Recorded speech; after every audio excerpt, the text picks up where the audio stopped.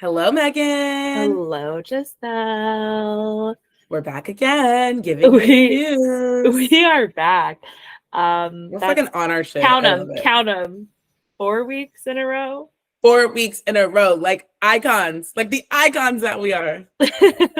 Feels like the good old days. I know, literally. When we had nothing going on because it was COVID. I know, when all we did was this. Oh my God. But we've been on our shit, and it feels very good. Mm-hmm. Once again, we have another jam-packed, power-packed week of things. I know, we really do. I'm just seeing your response to one of my notes. Yeah, because you were funny. You were funny. I'm excited to talk about it. Shared notes. I know. I have a lot to say. You know, I have a lot to say. But yes, lots going on, lots to recap, lots to preview. Yes. Yes. Lots to theorize about. Our favorite thing to do. Yeah. And also, like, just in general, and I was just, Giselle and I took this offline, but I was just telling her about Mr. and Mrs. Smith, the new one on Prime Video, which I think everyone should watch. It's really, really good. But I do feel like we're now in a moment where there's going to be a lot of TV coming out and a lot of new shows. Tomorrow, One Day comes out on Netflix. Do you know about this? Why do I feel like I've heard of this? You've heard of it because it's a remake of the Anne Hathaway movie. Yes. Okay. And it's starring the guy from White Lotus who's now dating Megan Fahey. Oh, he's cute. He's really cute. Yeah, I love It's him. Getting kind of good buzz. Like, okay, they're calling it a show. They're calling it a rom-com. It's dropping tomorrow. The whole thing. They're calling it a rom-com. I don't know if I would call that movie that's based on a book that I also read a rom-com because right, very sad. But lots of TV. Avatar in a few weeks, as we've talked about. Wait. There's the Capone show, or the Capone show I want to watch. Truman Capote, yes. No, and then I want to watch another fashion show on Apple. New Look. The Jack Antonoff I saw did the music for. He's doing all the music for it, yes. So just like a lot to look forward to. Lots of shows. Like, we'll be back on the shows. I feel like we just don't have a lot of shows to talk about. So that's just what I've been so excited. The writers are writing again. Thank God. We are so back. We were starved. It was dark for a while. So I'm very happy about this. And reality TV wise, we have The Traitors still. Which Survivor in a few weeks. So it's returning. Also, if you watch Drag Race, anyone, it's a great season. Boop, boop, boop. Wink, wink at Megan. Wink, wink at Megan. I know it's a thing that, like, one day you're gonna have time. Yeah, of course. One day you're gonna just sit. The stars will align, and I will be like. And I'm patient. Yeah, I'm patient as hell. But it's a good season, and there's drama. It's not that I haven't taken your Rex ever. No, you definitely have. Yeah.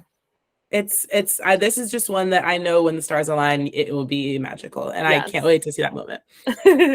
Okay, well, I suppose rolling it. Should we just start with maybe TV since we're on TV? Yes. SNL was last week, and it was the best of times and the worst of times, I'd say. Yeah. Mostly the best of times. Mostly the best of times. Just the weirdest of times, maybe. Yeah. Wait. Iowa's this weekend, right? Right. Was that? Yeah. That was the same. It's the same week, right? Yes. Okay. So Iowa Debris, who we've now perfected her name. Yes, we do know how to say it now. Who we famously love so much. Named a recent episode after her. Giselle had a semi-viral TikTok. Hosted SNL on Saturday with Musical Chest.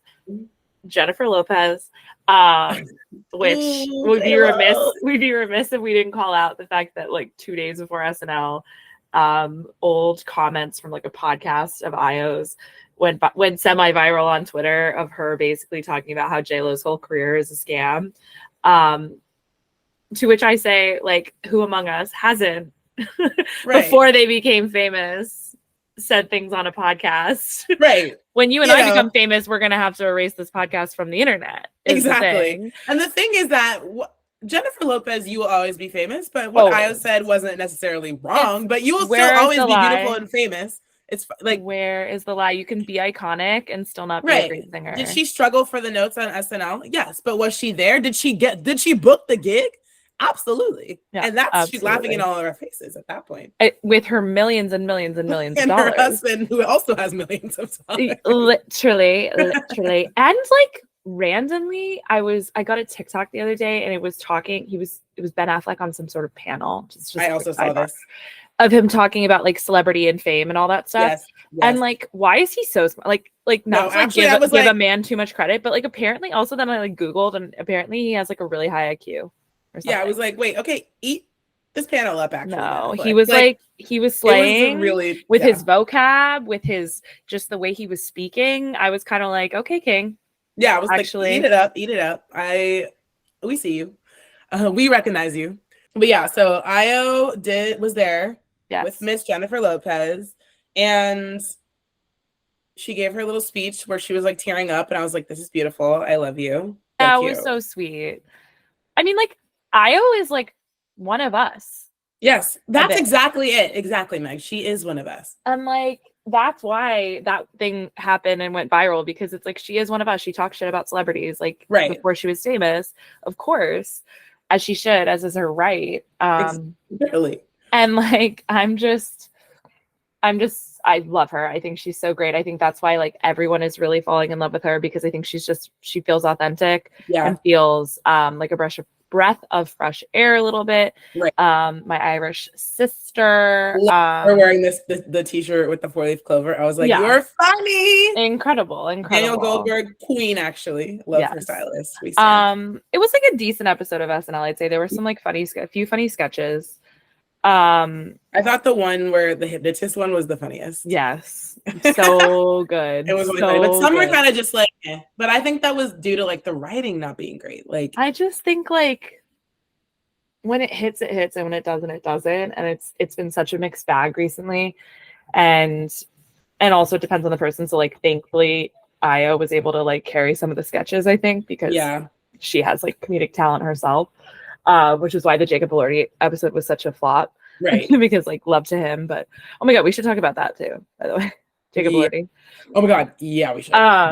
But yeah, I mean, aside from that, there's been a lot of drama seemingly behind the scenes at SNL the last couple of weeks. Yeah. Like a succession of 3 things, and a favorite of ours who we've mentioned on this podcast before. Obviously, everyone knows we love the Las Culturistas, Matt and Bowen. We famously met Matt. We literally met Matt, on Friday. And we exchanged "I love yous" with him. Studio 54. Yeah, no, it was amazing. We love you, Matt. We love you. But Bowen, who is, as everyone I feel like who is like aware of SNL knows, like is like the star of SNL. Yes. Like nominated for an Emmy a few years ago. Just like even when it's really not funny, like can be a really shining star, like bright spot on that holding show. The fort down currently. And when Bowen was hired on SNL, he was hired along with gosh, I don't know who the girl was, but was it Chloe Fineman with him?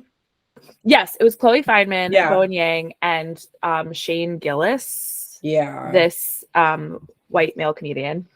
And soon after this was announced, basically it was revealed that Shane Gillis just like has, in the past has said a lot of racist and I think transphobic things that had come to light, specifically like racist against Asian people as well, like, which obviously, the irony and the like gross irony of him then being hired alongside Bowen, and right, everyone celebrating Bowen becoming a cast member, and so he was henceforth fired from SNL from those because of those quite swiftly, like cut the cameras dead ass. Right. But on Saturday night, we were out and about, and we saw that it was announced that he was going to host. It's actually in a few weeks. Lauren, what is going on? And then, we see this and we're like, isn't this the guy that they fired for like saying the racist things?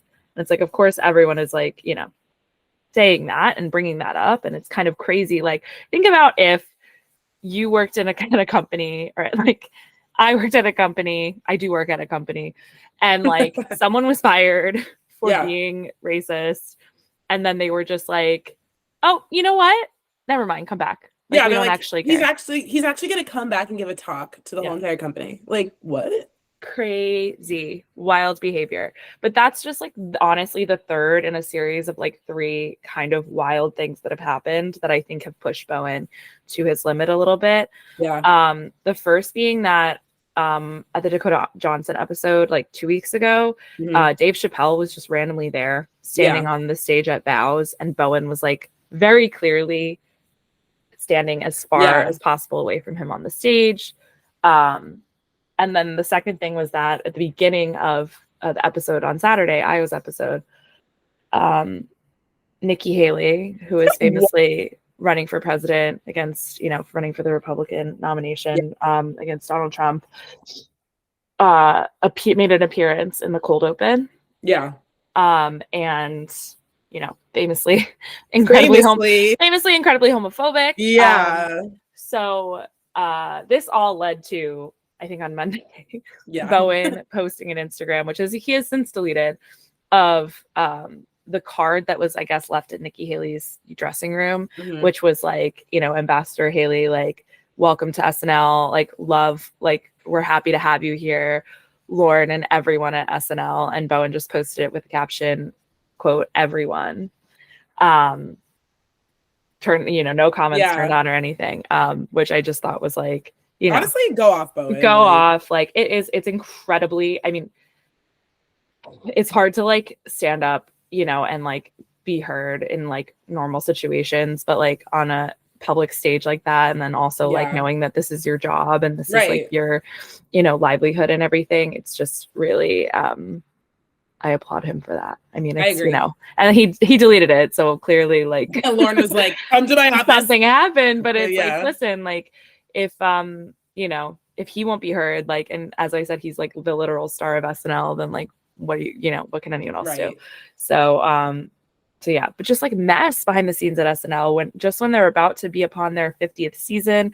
There's a movie in the works with like a lot of great actors attached. I think Dylan O'Brien's attached. Oh, really? Yeah, about the first night of SNL. Oh, wow. Yes. That's supposed to be coming out like next year. So, and they're all like obviously playing like real people, like who were on SNL at the time. And also someone, the kid from the Fablemans is playing Lorne. Oh, wow. Yeah. So just like, there's a lot of buzz around SNL right now, like going into its 50th year. And like when, like Lorne was recently talking about Tina Fey and how she's like, he like could see her replacing him, like when he retires and all this stuff. And so it's just like, I mean, it's just, again, another example of how like, you can think that, someone is like, or even an institution is like standing up for what's right when they like fired this guy, but then also like, they, like short memories and just crazy. Yeah. I mean, it is wild. Like, as you said, like, I do feel like it's kind of had we talked about this. It's got a recent resurgence too. Yeah. Like people have wanted to go on it again. Like, it's just becoming more of like a bigger thing. But I do feel like, it takes time. That one guy is his name Marcelo. I feel like people have been talking about him a lot. Yeah. But like other than like Bowen and Ego and like who really are like the main, and Keenan, who's been on it for like 100 years. But yeah. But like who's really like the people who you like know you're gonna get a laugh from? Like most sketches that I'm really laughing in either include Bowen or Ego, if we're being honest. Right. And then I'm sorry, no Tina Chloe Feynman. I don't find her that funny.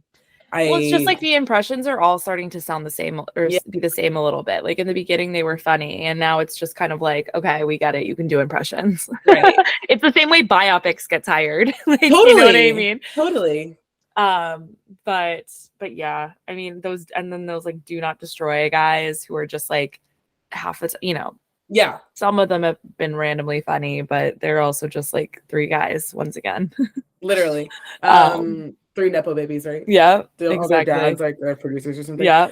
But yeah, so interested to see what happens with SNL. Bowen his career will be fine. Like he's gonna be in Wicked. Like I think he's very highly in demand. He's doing totally fine.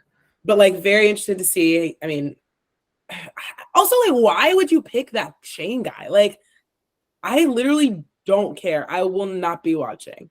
Also, like, is he that? Could they not get anyone? Like, right? Is there no one who will do it? Like, it's so weird. It's such a weird. It's so weird behavior weird to do it, and like, especially because and I guess maybe I'm not like paying attention to comics as much as like people who are very interested in that, but also like I just don't hear about him. So I'm like, what? Like he must have musical guest. He must have a special he's promoting. The musical guest is also weird. I mean, let's see. Also, someone around. Oh no, it's 21 Savage. I just thought it was a weird. Thought it was a weird combination when I saw it. Yeah, it's a really weird combination. Okay, I mean, because that's the thing. It's like they've been doing these kind of good combos. Like even though J-Lo is J-Lo, like it was like really funny that she was with Io. Exactly. And same with like Jacob Elordi and Renee, and like, Emma Stone and Noah Kahan. Like it's just been like kind of you can kind of see the vision. For this, I cannot see the vision. No, there's no vision. It's actually no vision. But we will see what happens, and hopefully Bowen is happy eventually. We're just rooting. Get it together, Lauren. Rooting for our sister always. Always rooting for our sister. Speaking of rooting for people, okay, the Grammys happened this past weekend. The Grammys did happen. We promised y'all a recap, and we will give you one. And we will give you one. We were watching. Yes. We were live texting as always. And I feel like we started on a real big high. I feel like we were really high up there. We lost it, I think, at the end a little bit, but the award show began with a Dua Lipa performance. And the thing about it is that the new song isn't bad. Like I'm gonna jam to the new song, but like it does kind of like she released Houdini by saying that like she was going to transfer us into the new era by giving us something that kind of sounded like future nostalgia, which like I love Houdini. I'm always gonna slay the Houdini, but the new song also kind of sounds like Houdini. So I'm like, and I'm getting tired of the red hair. But also like it's not just like her, as I was saying, like her scalp, like it was a fresh dye and it was, you could see it on her scalp. I just I don't really, and I mean, this is because Miss Dua Lipa is flying all over the place, all the time. And so, she doesn't have time for glam. No, she does not have time to get her roots cleared up. Yeah, honestly, I agree 100% that the new song sounds like Houdini. I almost, even not having heard the studio version in full, almost like it a little better than Houdini, but like by the smallest of margins. But yeah, I mean, it is just also, and we were saying this, like she's not ever, we love her and we've given her flowers on this podcast after we saw her live. Absolutely. Her tour was great. We had such a good time at the concert. But I think like she needs to accept that she's not the triple threat necessarily, you know what I mean? Like, if you're gonna do live vocals, you can't be flying all around that stage, girl, because she just does not have the vocal strength to do that, and that's okay. Exactly. Like we were watching SZA's performance, and like it was kind of weird, and it got a little off the rails. We love SZA. We love SZA. The beginning was fun, but like about halfway through, it 100% switched to a track, a live track. And I like said that, I was like, this sounds like a live track to me, but like, that's fine. I don't care. Like if she's giving us performance and giving us whatever, I like actually really don't care if you lip sync. Like I don't care. Agreed. And so that's the thing. Like if Dua Lipa had gotten up there and sang to a live track for most of it, like while doing her flips and flipping around the little cage thing, the cage, and like doing her thing where you've seen the compilation of her rehearsing and like sliding on her knees, and it's like absolutely no one. Soccer players when they score the winning goal, literally, like her sliding down on her knees. It's like we didn't need all that, really. Yeah, but if you wanted to do that, at least make sure the vocals are clean. I know. It is. I feel like I'm fighting myself. Like I want to give, like, honestly, Taylor Swift, we're going to get to her, but she's never said anything more profound than when she was doing the Miss Americana documentary and she was talking about the idea to reinvent yourself every single album. Yeah. Like, that is something that has stuck with me. So, Miss Swift, you popped off there because I am fighting with myself internally because I'm kind of like, and I feel this with Miss Rodrigo as well. Mm-hmm. It's like, when I stan a pop star, like, if you're calling yourself a pop star, like, you're giving me all the things of a pop star. You're giving me choreo. You're giving me a look. You're giving me, Dua Lipa wants to be a pop star. She's in that realm. Yeah. So, like, it's hard for me now to not be like, this era is not giving a new era. Like, I'm just like, you ate us the fuck up with the future nostalgia era. Like, the looks ate, the hair ate, everything was like phenomenal. Right. That now we're entering this new era that she told us was going to be a new era. When you fucking delete the Instagram and change your hair color, I'm ready for a new era. But it's just not giving that. So immediately I'm let down. Similarly with Guts, like, it's not even that Guts is a bad album. Like, as you said last night, All American Bitch hits. There's songs in it that hit. But, like, it literally is just, like, Sour's slightly older sister that was, like, 11 months older. Like, it just doesn't feel like I want Olivia to give me something different and new. And I know that's bad because, like, there's other we artists. said it from when we saw the visuals, right? Like, at least make the album cover a different color. Like, it doesn't have to be a full reinvention, but it also it was the same. Again, like, and I'm sorry to the Olivia Rodrigo stans, and I didn't tell you this, but I got tickets. I'm going to Guts. Oh my God, what? Yeah, it was so random. I completely forgot. It was like they dropped tickets randomly, and I was alerted to it, and then I was in the office, so Claire and I are going. Well, that's so fun. We got like behind the stage tickets. So fun though. I totally forgot to tell you that. At least someone will be in the room. I mean, I'll be giving feedback on this microphone. I can't wait. But like, I'm sorry to the what are her fans called? The Livies. The Livies. Or are they called the Livies? I don't know, maybe. But, like, I'm so glad that album didn't win any Grammys because you don't get to win a Grammy for an album that's like exactly the same the one you won Grammys for 2 years ago. Like you just don't. Like, and that may be a side effect of in our brains of like what exactly you just said is that like women are forced to constantly reinvent themselves, right? But also I'm saying this all wrong. I don't see like a huge leap forward in terms of, improvement. Right. And also, like, as I was saying before, like, these are my Giselle and Meg criteria for a pop star. Two things on this. If you're giving me like an indie, like, I am not expecting Phoebe Bridgers to release anything else but Sitting in the Corner Crying. Like, I'm aligned here.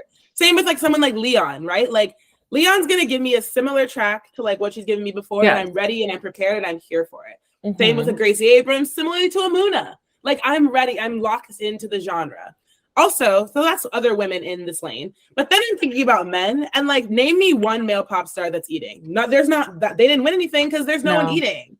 I'm sorry. So like, that was iconic about the Grammys, by the way, that all women won. Yes. On the telecast, at least. Agreed. Like, yeah. I'm not listening to men. So therefore, I don't even need to put them in this category. Right. But like, if you're going to look me in my fucking face and tell me that you're a pop star and you, I'm sorry, are not living up to the greats, like, I literally, if you're not giving us Gaga, Beyonce, Taylor, I'm so sorry. I know not everyone can be in that lane, but if you've delivered that level before, I need you to continue. Like, you can't be falling off because I'm going to fall off. And I'm sorry, but I am. And that's just the truth. Yeah. You have the money and the resources, babe. Absolutely. That's something I don't have. Absolutely. So therefore I can sit on this mic and talk about it, 100%. And that's just how I feel about Miss Lipa and Miss Rodrigo. Yeah, no, both of them. And I mean, not to jump ahead, I mean, like, but Olivia did perform Vampire, of course, which I'm just like, why does she have to perform? I know that's the song that was nominated, but I'm just kind of like, my thing about Olivia and the live vocals, and what are you doing if not improving them? Yeah. Like, is my question always. And like, but yet I'm like the clown who like got tickets to a concert. Anyway, whatever. No.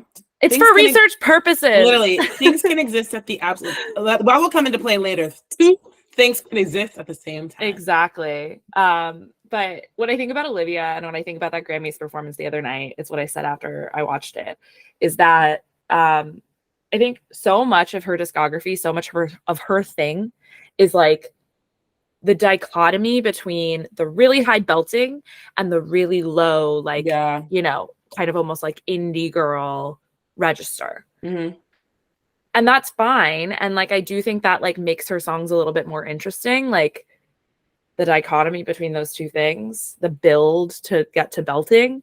But the problem is that when she sings it live, she cannot get from one place to another easily. Yeah. She can, you know, if you watch the Vampire performance from the other night, she really got her voice under control in the lower register by that second verse. Mm-hmm. But then when she had to jump to belting, she sounded pitchy. Yeah. Because she just can't move between them really easily. And so she's not writing songs that fit her voice. So, yes, exactly. So my point is like, what is the point of that being all of your songs if you can't do it? It's really wild, actually. And that's the thing. That's something she needs to come to terms with. I think she either needs to belt or she needs to keep them low. I agree. And like, or at least master one of them first. Yeah. And I say that with love, as someone who's taken voice lessons before. Absolutely. So I'm not coming from a place of someone who doesn't know what notes are. I do. No, it's just true. And I mean, you know, Olivia obviously was like a child star, but like she just got so famous so fast, and she just has not been able to perfect her live vocals and her stage performances. You will see firsthand, but from what I have seen, presence too. I'm like, again, as I don't know if it was you or Vera who said it about, if you're gonna do Blood and you're gonna do that kind of performance, Vera, you have to get to Gaga level, like at least. I mean, yeah, absolutely. It was just not. It was not giving. I feel like performances that were giving, obviously, Luke Combs. We apparently are new fans. We were with Tracy Chapman. Wow. That was a problem with the whole telecast, was that was the high of the night, and it was like what, 25 minutes in, 20 minutes in. I think it was right after the first commercial break. Yeah. And wow, what a moment, because of course, you know, I kind of heard about you know, obviously like knew that there was a cover of Fast Car by a country artist that was going, you know, viral and like had gotten, I think went to #1. But what I had seen, the feedback I had seen about it was that people weren't happy because this person, like, you know, it's like it's not as good as Tracy's version. And like that can be true also, but I don't think we were really aware of the fact that Luke Combs has been like actually super respectful about this whole process. Yeah. And like really has a lot of obviously reverence for Tracy Chapman and the original. Like you could tell watching the performance that he was very much in awe of the fact that he was on stage with her. And that was just like really lovely to see. And yeah, and then afterwards I was seeing a lot that he had done it all the right way and had been like gone through all the right channels and, you know, made sure that it was all okay by her and everything. So yeah, that was just like a really lovely moment, and she's such an icon, and that song is stuck in everyone's head. Yes. There's a lot of memes on Twitter now. Like, you know, you got a fast car, I got a cash bar or something, and it's like you at your friend from high school just like wedding or something. Literally. No, it was I love the resurgence for Tracy. Obviously Luke Combs, like you have new people who even know you really exist. So yeah, don't let us down. Literally. And then of course Miley was a big standout for not only winning her first Grammy, she won pop vocal or pop record. She won pop solo performance, right, and record of the year for Flowers, which, you know, we're on record as saying Flowers isn't our favorite, but I think we were completely fine with it in hindsight, watching her, you know, just completely kind of own the stage. Oh my God. And also, you know, her speeches were great, very much put in perspective, very, you know, not self-serious, very and also just chill. We don't see Miley a lot, you know. She's kind of been obviously keeping to herself, maybe a lot, in a cult, as allegedly. We've been saying, maybe in a cult. But yeah, it was just great to see her like so full of life, looking fucking amazing. Yeah, and just, like a performer, like someone who was truly born to be on the stage. Like even the way that she gave little ad libs during her performance, like people don't do that anymore. Like people are not born performers. I'm sorry, they're not. And she absolutely is one. Like I know she's not talking to Billy Ray, and there's drama there. Yeah. But I think you can absolutely call him a Nepo dad at this point, because she is, you know, more famous and has more talent than literally his whole body. Yeah. You know, why are you guys acting like you don't know this song? Right. And then yelling, you know, I just won my first Grammy. Yeah. It was just really joyous. Yeah. And it was so easy to kind of celebrate that, like root for her and like be in it with her, like be so in the moment with her. So that was, and also, I mean, her hair we can talk about. As we said, like it kind of like ate by the end. I was kind of like, by the end, I think actually it was the transition of the outfits, right? Yes. To have a different outfit on every time the camera cuts to you is such a slay. She is iconic. And the outfits just got better, throughout the night. I mean, the red carpet one, we were like, oh no. It's like so once again, over. as I continue to look at it, I'm like, no, Miley, you kind of ate this. Yeah, I mean, it was more interesting than what a lot of other people were wearing. Yeah, so like, good for her. Agreed. What else happened? Beyonce showed up with Jay and Blue. Yeah, Beyonce was in a full Pharrell, Louis Vuitton Pharrell fit that some people had much to say about. The hat was wild, but I liked the outfit. As I called it, this fuck ass hat. Yeah, listen, it was a look. It was a look. She was not well in the, like every picture that she like was taken of her that people were posting. I was like, oh no, her having to do a whole meet and greet every single commercial. Just, you know, absolutely the star to end all stars. But Blue Ivy looked amazing. One of the best dressed of the night. Literally. And just looks so much. How old is she? 13, 14? 11. Like, no, that's crazy. It's crazy. Like, I can't believe it. She's just so beautiful and so tall. I mean, I know she was wearing like those high boots. Jay got honored with like a, what was it? Like it was a Dr. Dre icon, trailblazer, one of those awards like they do. But at first I was kind of like, what's happening, Jay? What are we talking about? But he got there eventually in terms of just like calling out the Academy for like blatant hypocrisy over the years of, I mean, it was absolutely, it is true. And like I think everyone on this podcast knows how we feel about it, regardless of how we feel about artists. Like it, like anyone that says that like racism doesn't exist is lying. Like, I'm sorry, it's true, it just does. And like that's just like what we have to, the cross we have to bear, what we have to deal with. And like, a little bit of it maybe happened in this Grammys, but it is true that like someone like Beyonce, who, as he said, who has won more Grammys than anyone in the world, who has had albums that absolutely deserve or album of the year. And that's not to say like last year, like you, me, everyone, we love Harry and we love Harry's House. Yes. Incredible album. But like, was Renaissance also an incredible album? Like, come on, No, like, and this is the thing. It's like, you can say like, obviously Midnight's one album of the year, we'll get to that, over SOS by SZA, right? And it's like, okay, like maybe that's fine and dandy, and they awarded the year for Taylor Swift, which like, right, which like exactly we'll get to that. We'll get to that, and it's like that's what the money's for, but whatever. Right. But it'd be fine, like that would be maybe okay if Harry's House hadn't won over Beyonce, if Adele hadn't won over Beyonce, if 1989 hadn't won over Kendrick, like all of this stuff. It's just like, and those are just two artists that and Adele as well. But it's just like you go back 20 years and it's consistently the white artist winning over the black artist, and the black artists not relegated because they're still obviously like being awarded, but like basically being told like you can win the R&B categories, that's fine, but you cannot win the big awards. Literally, like never forget Iggy Azalea winning over Nicki.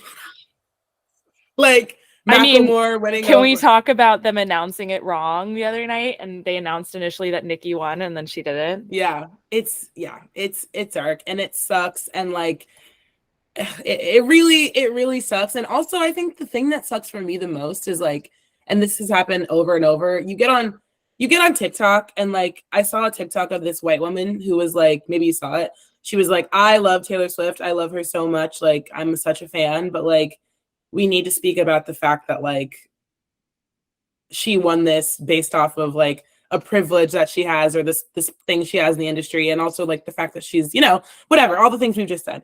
And like the women, and like, and what she was saying is like, I like Midnights is great, but like I rarely find someone who thinks that like Midnights was their album of the year in general, or like thinks that that's Taylor Swift's one of her best albums, and also thinks it's one of their favorite Taylor Swift albums. Like, right.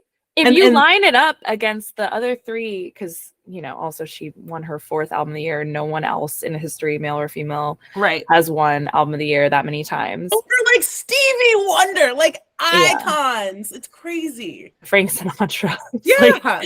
Like if there was ever a Taylor Swift of like the last century, it was Frank Sinatra.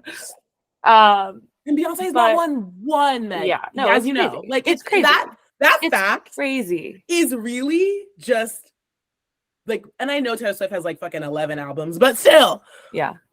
But, no, there's so much to be said about this. And it's also like, it's the girlies in the comments, Meg. Yeah. It's interesting that also though, that Taylor Swift has never won record or song. Like that makes it interesting to me. I think what it is about her in a way is that she does these like reinventions, right? She does this like somewhat of a concept, right? I mean, like I've been doing a lot of thinking the last 3 days about Midnights and the whole situation, and like I just remember, because I listened to the leak, as I always do. I will listen to the leak of this new album. I will listen to any leak that happens. Like, come for me and arrest me. I don't fucking care. Literally. But I remember I listened to the leak and I was like, I remember. Is this a bad album? Like, I genuinely thought that. And then it came out and everyone was obsessed with it. And like, you know, oh my God, it's so great, blah, blah, blah. And of course it grew on me, as like music always does. And music from an artist that I listen to a lot, of course, is going to grow on me.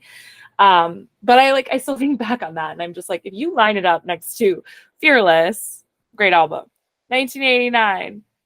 Incredible album. And then Folklore, which was like, you know, a big deal, like big pandemic moment. Like, I don't know. I just don't think like, and people have been talking a lot about the lyrics and things like that. And like, I agree 100%. Like, I just don't, I think like this is absolutely like the fuck ass stepsister of the other three. Like, so not on the same level. Yeah. And it's just really, it's a bummer. Like, I really, really wish SOS won, because I think that that's such a body of work. And literally, work. Like, it's a body of work. I mean, yeah. And I guess we can just roll into her in general. Yeah. I mean, yeah. So on Sunday morning, for those who are living under a rock, at like 11 a.m. exactly, Taylor Swift changed her profile picture on all platforms to a black and white photo. Yeah. The same photo, the Midnights cover, but kind of black and white. Right. The world is reeling. She's been teasing us with clues and fucking Easter eggs and fucking scavenger hunts about Reputation being at least announced in February of this year. So everyone's like, great, Reputation getting announced at the Grammys. Incredible. Everyone, including me. My favorite album, for those who don't know. And then there was this whole thing. Her website was down and there was this error message and there was a word scramble, and the word scramble was like red herring, which, you know, is like basically that like all these clues are a red herring. Like, so this is what she was saying, like Reputation, Taylor's version, was the red herring for this new album.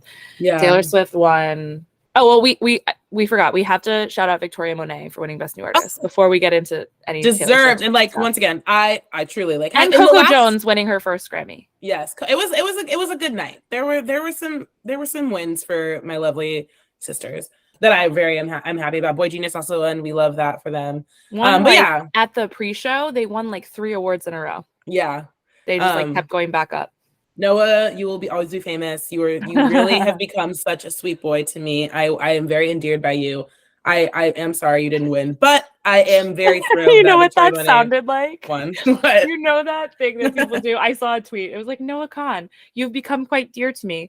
There's nothing sexual in this feeling I have towards you. You come to me like a childhood friend I played with in Papa's Orchard. Yeah, that's really how I feel. That sounded exactly like very much like your riff on that. But that's I'll send you the tweet. It's so funny. But I really am so endeared by him. Like, I'm rooting for him so much. Like, I'm here with him. But like, I do think that Victoria Monet did deserve that award. Absolutely. So I'm very thrilled. Again, that she like won. I said, that was justice. She won other Grammys in category in her categories for the album, and like it makes so much sense. Like, and then she had such a good year, and she's been around. Like, being like, who's Victoria Monet, bitch? You'll know who she is. You will know who she is. People are racist, but whatever. Yes. So also, she's just like so beautiful, and she has that beautiful baby and like a really hot boyfriend who also is just like obsessed with her and the baby. And like, please, like, I please never tell me anything bad about their whole family. Like, they're so wonderful. And then yesterday we went to Spin, and On My Mama was the first song, and like, what a song to spin to! A good song. What a song to spin to! I hope those girls now recognize. Absolutely. But yes, thank you, Meg. We couldn't. And Coco Jones, I thought she looked so beautiful. She's so fucking funny too. I love her. I thought she looked so beautiful. I will say, like, the dress, like, from a distance looked great. On TV looked great. The photos up close, I was like, ugh, like, it just looked a little bit tailored weird, but like, beautiful color on her, and I love her, and she's stunning. We love more from her, please. I See You is a great song, so I'm very happy that she won for it. Okay, so Red Herring, which I didn't even know all this happened, but of course it all happened. So Taylor Swift wins her first award of the night, which is Pop Vocal Album. She gets up on stage in that ugly outfit. I'm sorry. It was everything about it was ugly. Why? Shoes, like dress, gloves, necklaces, hair, makeup, all of it ugly. Schiaparelli is like one of the hottest designers right now, and you choose that, but then also put it with gloves and then a hair and a side. She made it look like it was from, what do you usually say about the prom dresses? From Group USA. Yes. Or fucking Wet Seal, bitch. That's what it looked like. Literally. It looked cheap. It looks like it was from Windsor. And it just, fire your stylist, Taylor. Find your gays and fire incarcerate your stylist. Literally. But yeah, so she gets up on the stage, and I'm like, something is coming. Of course. But it was not what we thought was coming. And I'm sorry, any person that looks me dead in the face and tells me the name isn't stupid is delusional. It's a stupid name for the album. The Tortured Poets Department. I literally texted you, I'm like, did she say the Tortured Poets Society? And she's calling herself what, the headmistress or something? The chairman. Oh, yeah. I'm like, what is this? What is this bullshit? I can't. It's a stupid name for an album. What is, like, I hate the name. Maybe it's just me. I hate the name. I hate it. I hate the cover. It's bad. It's all bad. Listen. A lot of people are going to come for me for this. Tell them, Meg. They need to hear it. And this is not, hear it. Obviously, initially, I was like honestly annoyed because why you got to do me like that? I'm tired of the games. I'm tired of the mind games. I'm tired of the guessing and the clues and the bullshit. Games with people who give you money? Because the thing is, like, yeah, I don't know. Say it with your chest, Meg. It's okay. I'll defend you. I have a lot of thoughts. It's like, you know, I think we've all come to this place with Taylor Swift where we have seen her a little bit more as like, okay, like maybe this girl is like gets it and is like a little bit more, in tune with reality than we think, and maybe like, understands what happened last time and why she got so overexposed and like what kind of persona she was presenting to the world that made people really annoyed. And so for her to like not get that this re-recording thing is getting really tired and that people are kind of ready for it to be over and to like really be delaying these potentially till next year, these last two that she has to do, and like announcing this new album, releasing it in a few months, like all this stuff, just just shows me, and like I always knew she was a narcissist, but like this isn't the problem. It's an egotist. It's like a narcissist. And it's really showing a lack of self-awareness, a lack of just understanding of like how she, you know, is presenting herself. I don't know. Yeah. I just think she's a capitalist queen. She became a billionaire this year, all this stuff. She has all this goodwill from the Eras tour. She boosts the economy, all this stuff. And to not understand that like, maybe that's enough for now. And maybe we just need to kind of like wrap this tour up by the end of the year and like take a breather. Just gave me the ick a little bit. I'm not gonna lie. Yeah, I'll say it. It just did. And maybe like people are gonna poke holes in this, what I'm saying, and say like it's, you know, it's anti-feminist of me, or it's women hating of me, or whatever. I paid for the new album. I waited in the fucking queue on the website for 45 minutes to buy that album. Okay, because of course I'm gonna take new music from Taylor Swift. Of course I am. But I also am like having this thing, especially as I was reflecting on Midnights and how like it's not as great of an album as Album of the Year, like at all. And it's more just like Taylor Swift that won that award. They wanted to give her the award. Yeah. That's what happened. And is that like, I'm looking at this as, and I'm thinking quantity over quality. Mm-hmm. When does it start to become, you know, that this is just like mass produced, right? And this is just too much at once. I mean, I would love to see some new producers on this record, but I don't think so. I think Jack Antonoff is heavily involved. I said this the other night. I think like it'd be great to see her work with some new producers. It'd be great to see her work for some more female producers. Like talk the talk, walk the walk a little bit more. I just need like a little break. You know what I mean? Yeah, but instead it's like, you will never not see me. It's a lot. I am very much like, it's just fatigue. And the thing with Celine Dion, I really think is the outlet that people are, I kind of roll my eyes at that a little bit. Like, all due respect to the wonderful Celine Dion and like wishing her so well and everything. And like, yes, was that like a bad moment? Was not a great moment, not looking her in the eyes when you're taking the award from her. But like, I can't imagine it's like, you know, a very like, whatever. Anyway, I'm not trying to defend her. I'm just saying, I think that was obviously a faux pas, obviously a mistake that was like swiftly rectified by Tree Payne backstage. But like, I think people were using that as the excuse to start to go in on her, right? Mm-hmm. And then it started to become this thing of like the behavior, like the acting surprise, all this stuff that she always does, right?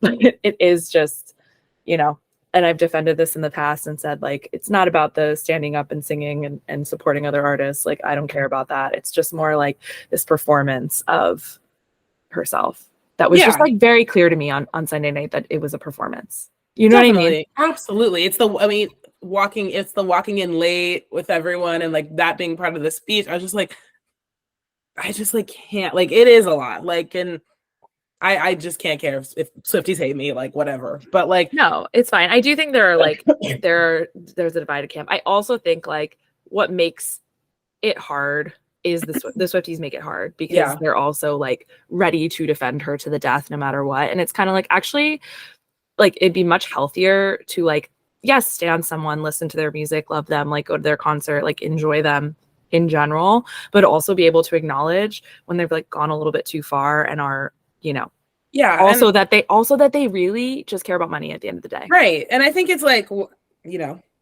it always comes back to this for me. And it was the reason in the past that I was not a fan of her or whatever, but like, it is really difficult to, as a Black woman, to watch this all happen, knowing that someone that looks like me is not allotted the same opportunities, and someone who has reached the same level and not only that, like, has to be perfect. If you are not Beyonce level perfect as a Black woman, you aren't even touching this level. So like, and that's why we never see Beyonce, because it doesn't offer her the opportunity then to, like, God forbid, slip up in public. Right. And so like, and that's why for me, my relationship with Taylor Swift regardless of the music, because I'm never going to sit here and not say that I don't bop to the music like that. I'm a popper, we know, but like, let's take it away from that. Like that is what is always going to be hard for me. And this most recent behavior is making it even harder. And I was getting better,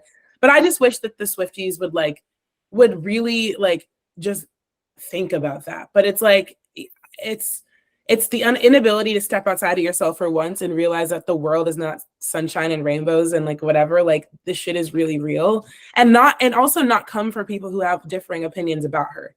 Like, you know what I mean? Like, of course I have mixed feelings about her. Like, of course, you know, like she's a polarizing figure is the thing. And like to be blindly loyal to a polarizing figure like that, just like, it just gives me pause, you know, like I can't do that. So that's why immediately, and I've like seen other people write about this moment and say it, like when she announced the album, when she won pop vocal. And I mean, maybe this is true. This was an opinion I saw that I kind of agree with, that maybe she didn't think she was going to win pop vocal because there were a couple other really good albums in that category, and that she was going to get album of the year instead. And that when she won pop vocal, then she thought maybe I'm not going to win album of the year. Although, I think maybe they told her. I don't know. Yeah. But if you look at her after they announce her name for pop vocal, it is a bit of a moment that doesn't necessarily feel as like manufactured as some of the other ones. But like announcing it at that moment, I'm like, it's fine. She can do whatever she wants, right? Like she can announce it. It's fine.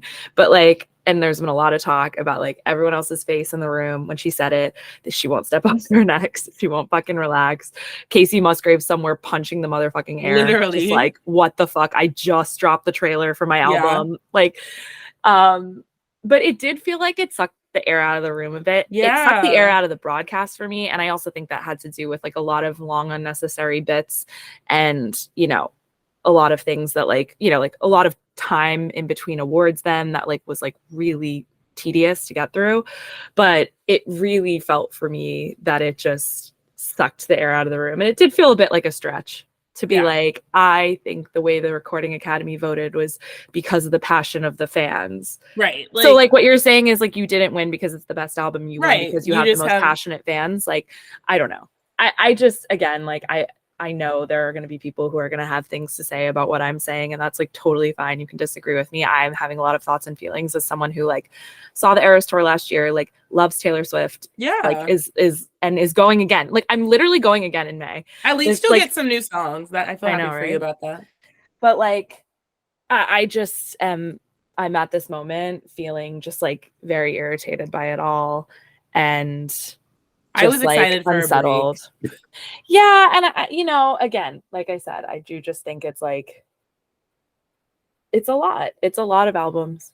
And you know, she was in Tokyo last night performing, saying like, everyone asked me, why do you always want to make so many albums? Like, what do you? And it's like, because I love to do it. Like, leave me alone. I'm having fun. And it's like, that's great. That's great. But also, like, if it's all like for the fans and everything, like, why don't we have all the re-records at this point? Right. You know, if that's a project that's for the fans, why has it taken so long? If you're really that concerned about Scooter Braun not making money off of your catalog, why are two of them still not out? Right. That's I just kind of roll my eyes at that. You know what I mean? And all this, like the girlies are eating it up. They love it. They love the games, and it's like it's back with Mother. I can't. That's the thing. It's like we don't get a break from her now. We had the Grammys. Now it's Eras for a couple of weeks. She's gonna be at the Super Bowl on Sunday, and then it's gonna be, you know what, a month and a half, 2-month break until more Eras tour. But then she's gonna be promoting the new album, and the album's gonna come out. So again, it is just another year. It's Grammys. Oh my God. This is the thing. I don't know. Listen, and it's like, what are we going to do? Because she's going to have another like incredible year with the Eras tour and with maybe another re-record and like all this stuff and her and Travis and blah, blah, blah. We're just going to give her the album of the year because of that. Right. It's Paris is a smash though. Yeah. Paris. She's just Icarus-ing. She can't help herself. I've said this. She's Icarus-ing. She's flying too close to the sun. You've heard me say this on this podcast the last 6 months, right? But what I've said after that is like, I think maybe she knows now not to. I think she knows to pull it back. And clearly, my girl has learned nothing. Not a damn thing. Not a damn thing. Anyway, I love the players and you love the game, but I don't love the game. I don't want to be a player anymore. Just give me the music. Literally, like, you're a billionaire. Honestly, you could give us all $10 with each album purchase. Like, give it back to us. Literally. And you'd probably still be a billionaire, sister. Okay. Moving on to I guess we can do new music that we're excited about. That if you would like to support other artists, support these people. We have some exciting new music that is coming out.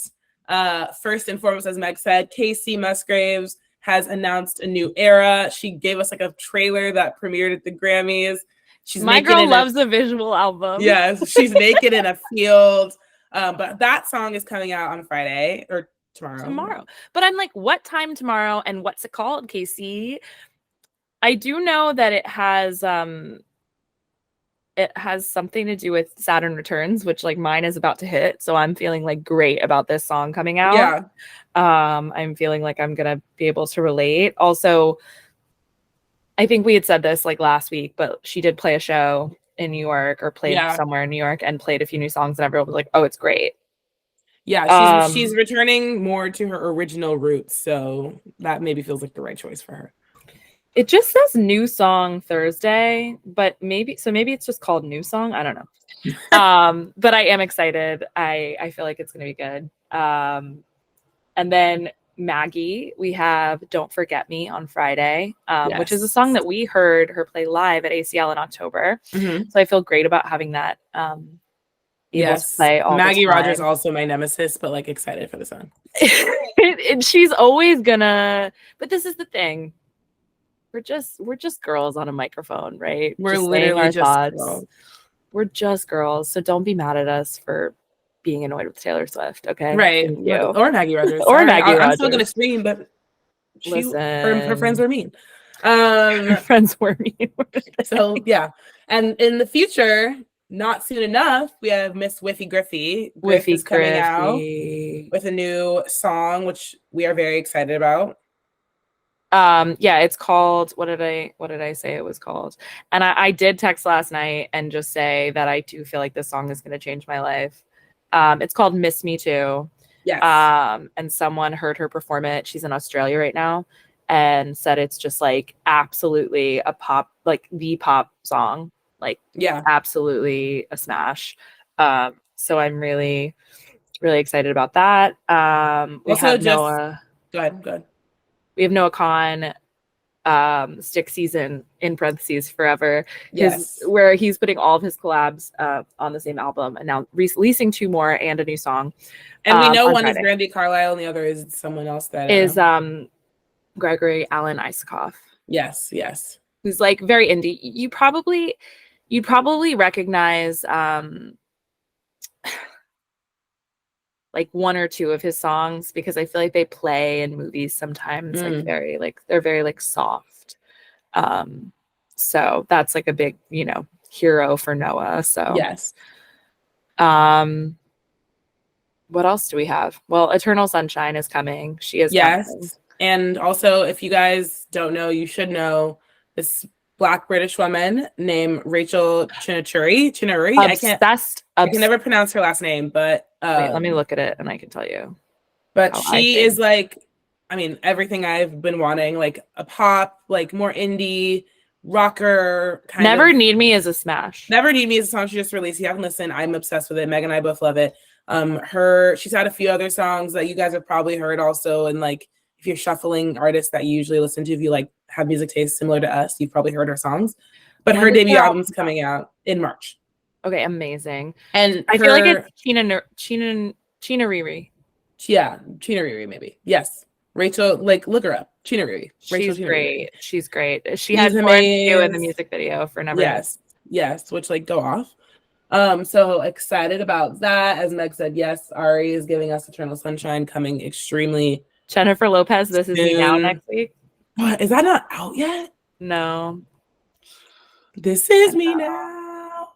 Yeah. Bleacher's self-titled album. I don't know if you've been listening to. Yeah. My journey is smooth, you man.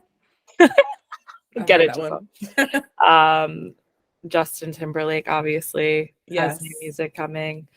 Yeah, I don't know. I'm just looking at Billboard.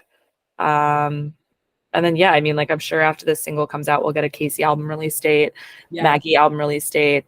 There's rumors Harry's in the studio. We're excited. I mean, it's a pretty big year. Lots of people, lots of music. I'm really excited. We're back. We were in a drought. We were in a drought of new music, and now we're eating. We're being fed. So back. And finally, there's been trouble in paradise of the royal family. Is it a paradise or is it a war zone? I think it. Come on. Hey. Meg is my royal family expert. But I've seen more news about this family in the last few days than I have in a very long time. Yeah. And also I've learned some things about the way that they report on the family. So Meg, would you like to explain? Yeah. So basically, last night I was down a rabbit hole, but yesterday or the day before it was announced that King Charles, because he is king now, everyone, was diagnosed with cancer. Like a few weeks ago, basically, the palace released a statement, which was really weird. They were like, he underwent a procedure to treat an enlarged prostate, which, like, incredible. To be king, you have to have all of your medical knowledge literally like, leaked to the world. Amazing. This was like shortly after, I believe, it was dropped that Kate Middleton would be going in for like abdominal surgery, and would be in the hospital for like an extended stay, basically. And then, you know, a few weeks later, it was announced like she was out of the hospital, right? Like that was all. And we like literally haven't seen this woman since Christmas Day. So because of that, and now because of this announcement of like King Charles having cancer, but not them not specifying the specific type of cancer, like it's all a bit shady. Everyone's feeling some type of way about it. Prince Harry immediately on a plane was in and out of the UK, had like a 45-minute meeting with Charles and Camilla yesterday, and now is like already back in LA. Yeah. It's all just a bit fishy, is it not? Like, it's weird. Obviously, like, health problems are nothing to joke about or nothing. Definitely not. You know, anything it's like weird that. The way they're reporting it. But also, like, we also kind of know they're kind of icky people anyway. Yeah. Like, so the way that they're reporting this is like, and also there's this whole thing how everyone is talking about how all of the press is wearing black. Oh. Almost like as a precursor. Like, it's really, really, really strange. And so, of course, I like searched Kate Middleton and King Charles on Twitter last night. And there are people who straight up think Kate Middleton is either in a coma or dead. That is crazy. And that the King Charles cancer diagnosis, they're like, they are not above a fake cancer diagnosis to distract. From Kate Middleton potentially not being here with us today? And they're saying that's why the press, this is all conspiracy theory, guys. Like, this isn't real. There is something fishy going on. Like, there's definitely more to both the cancer diagnosis and Kate Middleton's abdominal surgery. Right. Like, the very like general verbiage is like a bit fishy. 100%. And for telling us that, it must be 100% worse. Right. I definitely think this woman like maybe had complications or like maybe is like having to do physical therapy or something, because like that's why we haven't seen her. Like, what's going on? There was someone who was saying they were like, oh, it was definitely like a domestic violence situation, and that's why she was in the hospital, and that's why we haven't seen her, because her face is busted. I was like, these people, these royal obsessives are crazy. But they're saying that that's why the press is wearing all black, because they're like waiting for the palace to announce that Kate Middleton's dead. How insane. And they're like, that's why Harry, but the one who came up with the domestic violence theory was like, that's why Harry flew to the UK to sign like a resignation that he doesn't want to be king, because if King Charles is really dying and William beat up Kate, like neither of them can be king. And so then Harry would become king by proxy, but he doesn't want it. So he's like signing it away. I'm like, girl, you need to touch grass. Touch grass. It's so crazy. But it is so weird that like obviously Harry wants to be anywhere but the UK. Like, he did not have any plans to see his brother. He's like, I need to be. Him and his brother hate each other. Like, they are not on speaking terms. And so he was in and out of the country, like, so speedy, right? But what? That's so weird. Like, if you are on good enough terms with your dad to fly all the way to the UK to see him when he gets diagnosed with cancer, why are you only seeing him for 45 minutes? Yeah. And then why are you flying back like basically the same day? It's so fishy, Giselle. It's so fishy. Really weird. Like, just, and the way they operate, it's like, I do think that this is true, that like maybe the cancer is pretty serious, because why are we getting this like notice? It's almost like they're preparing us. Yeah. You know, if it was kind of low level, like not as serious, like they'd maybe give more details. Right. I don't know. I don't actually know. Prince William, like this headline, Prince William joins surprise guest Tom Cruise at charity gala amid Kate Middleton and King's health scares. I mean, this doesn't look like the face of a man whose wife is secretly dead. Definitely not. They're such scary people. But the jump to she's dead, the jump to Prince William beat her up, the jump to all of this stuff is just crazy. Some people think she had a nervous breakdown. I don't know. I mean, like, I don't love Kate Middleton. I used to like really think she was great and like all that stuff, very swept up in the royal romance, but all, as you know, like I've kind of like been a little bit obsessed with them. But obviously the whole Prince Harry, Meghan Markle thing like has completely changed my mind. I read Spare. Like, I'm like, you know, I'm a royal observer in many ways.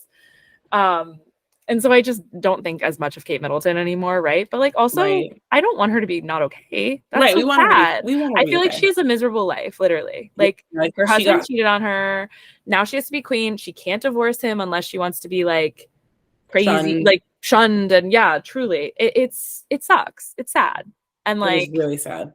I don't know, but I want to know what's going on behind the scenes. I know. I mean, I'd be jealous of Meghan if I were her.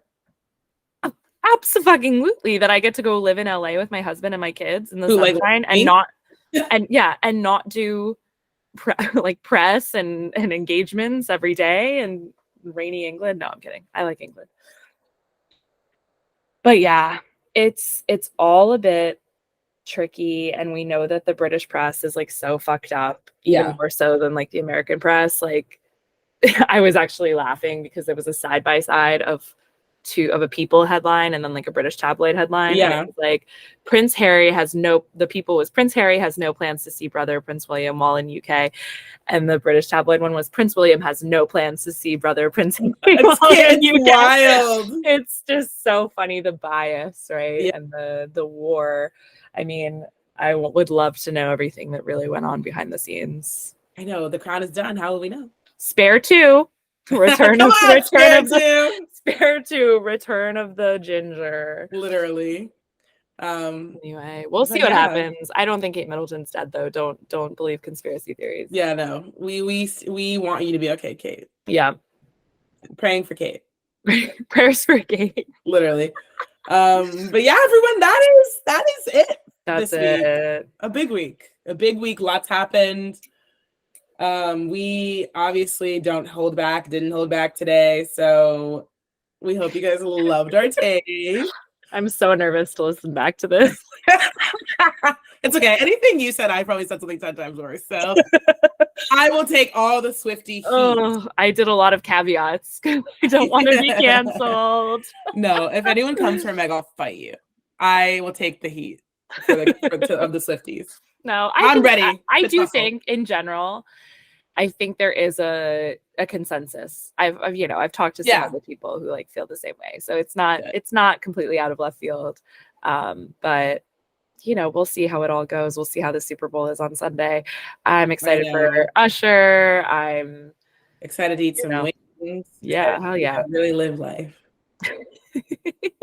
But that's all she wrote, everyone. Thank you all so much for listening to another episode of I'm Screaming. We love you all so much. We will see you next week. But most importantly, love you, Meg. Love you, G. We're going to get Yeah. They're going to come for us. Oh, no.